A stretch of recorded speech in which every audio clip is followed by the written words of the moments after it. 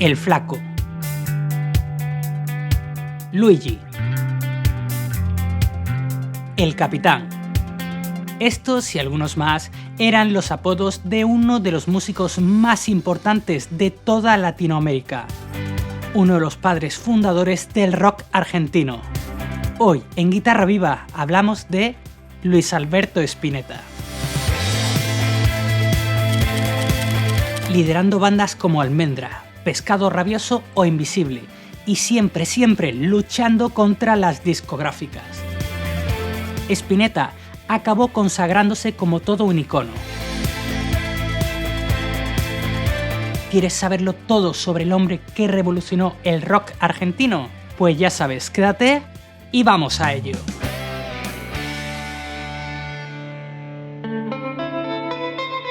Luis Alberto Spinetta, o Luisito, como le llamaban algunos, nació en el barrio de Núñez, en Buenos Aires, un 23 de enero de 1950.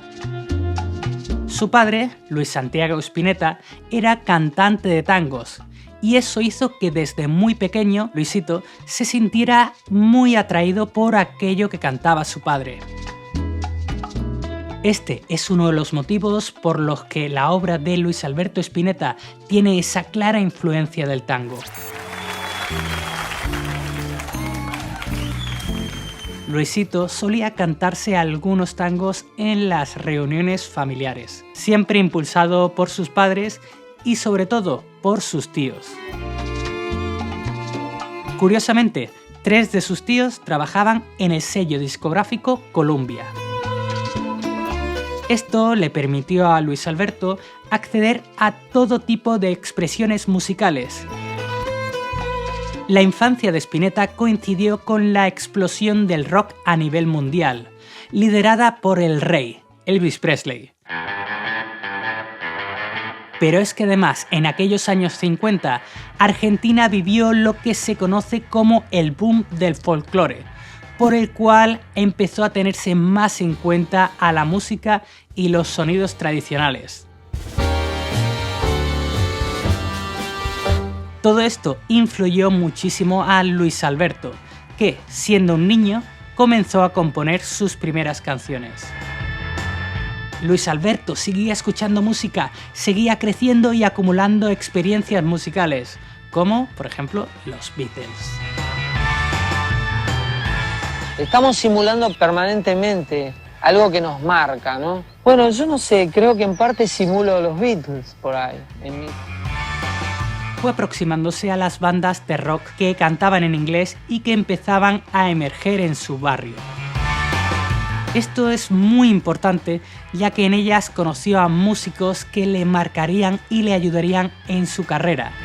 El baterista Rodolfo García, al bajista Emilio del Guercio y al guitarrista Edelmiro Molinari. La amistad que surgió entre estos músicos dio lugar a que en 1967 formaran la banda Almendra. Una banda considerada como uno de los padres fundadores del rock argentino, junto a otras 2 bandas, Manal y Los Gatos. Y esto es muy importante porque Almendra se atrevió a romper con esa especie de norma por la que parecía que el rock solo podía cantarse en inglés, y se mantuvo firme en su postura de hacer un rock argentino auténtico, con la debida influencia de la música tradicional argentina. Sin embargo, más tarde, Spinetta admitió que al principio le daba un poco de miedo y de reparo cantar en castellano todas esas canciones, porque la gente estaba acostumbrada a que el rock se cantaba en inglés. Y así fue como Almendra empezó a ensayar y empezó a funcionar, aunque no debutaron hasta enero de 1969, y lo hicieron en la discoteca Matocos, de Mar del Plata.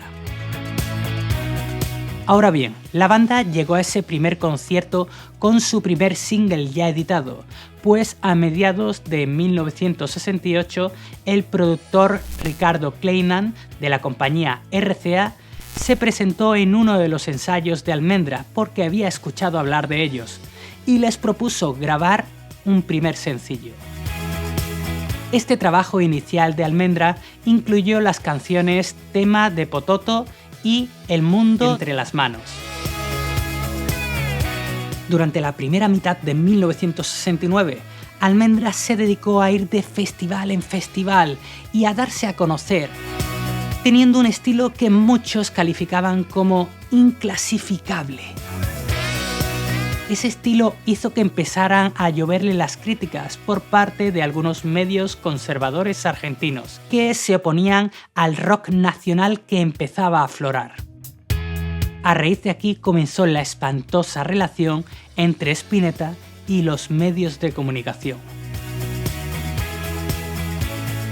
La segunda mitad de ese año, el grupo se encerró en el estudio para crear lo que sería su primer LP, Almendra 1. Un disco que revolucionó por completo el panorama musical del momento.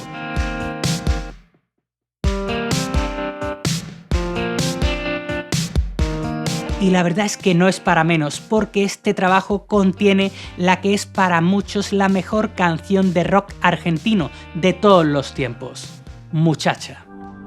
Muchacha, te hago reír hasta llorar. Sin embargo, este álbum no fue tan bien recibido por la crítica en aquel momento. Una crítica que seguía siendo muy dura con el grupo, y en concreto con Spinetta. Aparte de estos problemas, el grupo también empezó a sufrir una grave crisis interna. Entre sus 4 componentes había muchas diferencias artísticas y personales que, salieron a la luz mientras intentaban preparar una ópera rock. Unas diferencias que hicieron que el proyecto fracasara y que diera lugar a la disolución de Almendra. Afortunadamente, antes de separarse, les dio tiempo a grabar algunos temas que componían su segundo álbum, Almendra 2, que salió en diciembre de 1970 con el grupo ya disuelto. Pero la separación de Almendra no paró la carrera de Spinetta. Y en 1971, después de unos meses un poco caóticos, en los cuales se dedicó a coquetear con las drogas, lanzó su primer proyecto en solitario, Spinetalandia y sus amigos. Un álbum que contó con la colaboración de nada más y nada menos que Papo Napolitano, uno de los precursores del rock y del heavy metal en Argentina.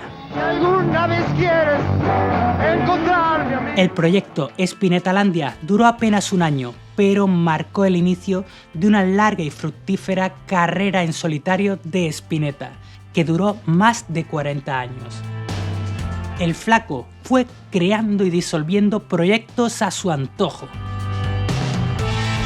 Uno de ellos fue Pescado Rabioso, un grupo que nació en 1972 y se disolvió tan solo un año después, en el 73, dejando como legado 2 álbumes, Desatormentándonos con un rock más pesado y psicodélico y Pescado 2, con un contenido un poco más poético. Tras la disolución de este grupo, debido a las diferencias entre los integrantes sobre el camino que tenían que seguir, Spinetta se quedó con el nombre y siguió funcionando, sacando un siguiente trabajo, titulado Artaud. Así que podríamos decir que Artaud es en realidad un disco en solitario de El Flaco, quien decidió firmarlo como Pescado Rabioso, porque quería evitar que el trabajo se asociara solo a su persona y esto le otorgara el papel de ídolo, algo de lo que huyó toda la vida. El disco, como ves, destaca por su extrañísimo formato, pero sobre todo porque contiene algunos de los temas cumbres de la obra de Spinetta, como Cantata de Puentes Amarillos o Todas las hojas son del viento. Todas las hojas son del viento. te voy a recomendar que te pases por la web de guitarraviva.com, donde tenemos más de 500 lecciones de guitarra, más de 400 canciones listas para aprender, 20 cursos de guitarra y 7 profesores esperándote para enseñarte a tocar la guitarra como siempre soñaste. Ya sabes, te espero allí, en guitarraviva.com. A finales de 1973, Spinetta formó una nueva banda llamada Invisible, con la que sacó 3 álbumes hasta su disolución en 1976. Ahora bien, el primer trabajo real de Invisible fue un single cuya cara A contenía el tema Elementales Leches, una de las mejores canciones de Spinetta, que, como curiosidad, estuvo prohibida en Argentina durante la dictadura militar que se instauró en 1976.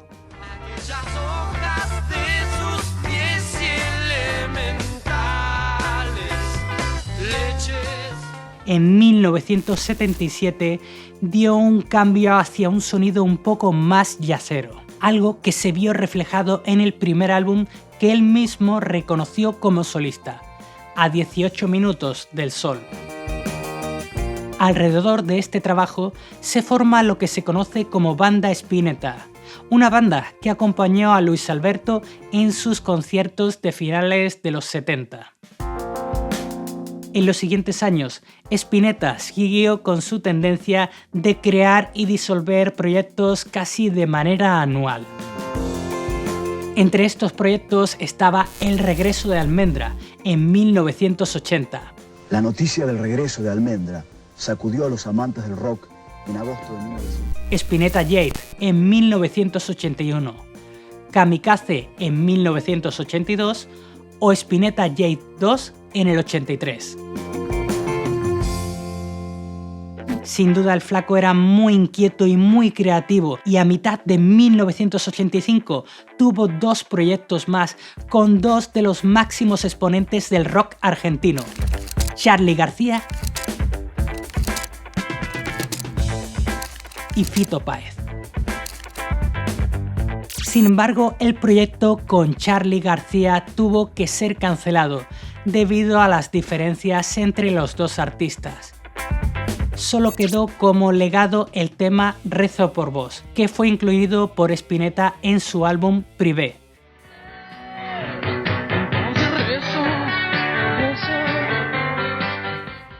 Por suerte, la colaboración con Fito Páez fue más próspera y juntos lanzaron el álbum La La La, considerado por la revista Rolling Stone como uno de los 100 mejores álbumes del rock argentino. Seguimos avanzando en el tiempo, y a mediados de los 90, Spinetta estaba atravesando un mal momento, por lo que decidió volver a los inicios y formar un power trio, con el nombre de Spinetta y los Socios del Desierto. El primer álbum de este proyecto tardó 2 años en ver la luz, y eso es debido a la mala relación entre el flaco y las discográficas. El flaco se oponía rotundamente a la concepción de arte como negocio, razón por la cual su carrera fue una constante pelea con los sellos discográficos. Quiero decirles que mi espíritu combativo, entre comillas, se va a seguir inspirando siempre en lo mismo. Las canciones del disco avalan. Con la entrada del nuevo milenio, Spinetta volvió a emprender un camino en solitario, del que surgieron álbumes como Silver Sorgo, Para los árboles o Una mañana, su último trabajo de estudio, que incluye el tema Hombre de Luz, con la música y letra de Luis Santiago Spinetta, el padre de El Flaco.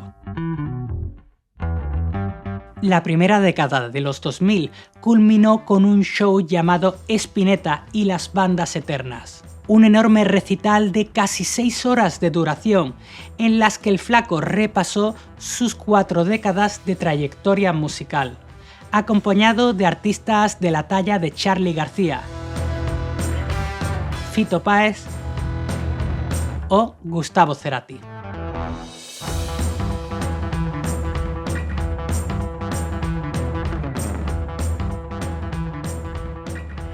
Si hay un Sueño cumplido. Ese. Disfrutalo, Luis. Gracias.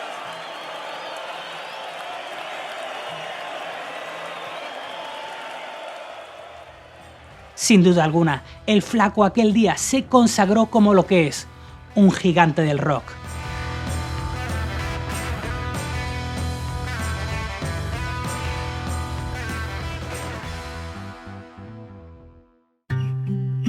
Sin embargo, en los años posteriores, la actividad de Spinetta se redujo notablemente, y así, en diciembre de 2011, sus fans recibieron un tremendo mazazo. A pesar de los intentos de parar esta noticia por parte de la familia, la prensa destapaba que el Flaco padecía cáncer. Una terrible enfermedad que finalmente acabó con su vida el 8 de febrero de 2012. Y esta tarde se dio a conocer la muerte de Luis Alberto Spinetta. Vamos a repasar parte de su carrera.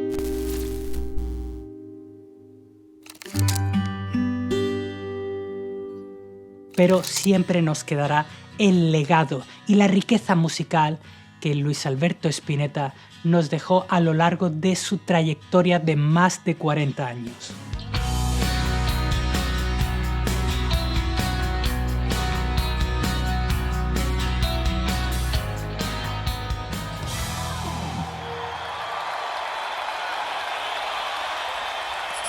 Muchas gracias. Y bueno amigos, hasta aquí la historia de Luis Alberto Spinetta. Sin duda, una de las figuras más importantes de la música y del rock, no solo en Latinoamérica, sino en todo el mundo. Como siempre te digo, por favor, si conoces alguna anécdota o algún dato que se me haya pasado por alto, déjamelo escrito en los comentarios que estaré encantado de fijarlo y leerlo para que todo el mundo se pueda enterar. Espero que te haya gustado el vídeo, pero antes de terminar me gustaría invitarte a que te suscribas a este canal, a Guitarra Viva y sobre todo al mío también, a Carlos Asensio, tenéis los enlaces por aquí abajo.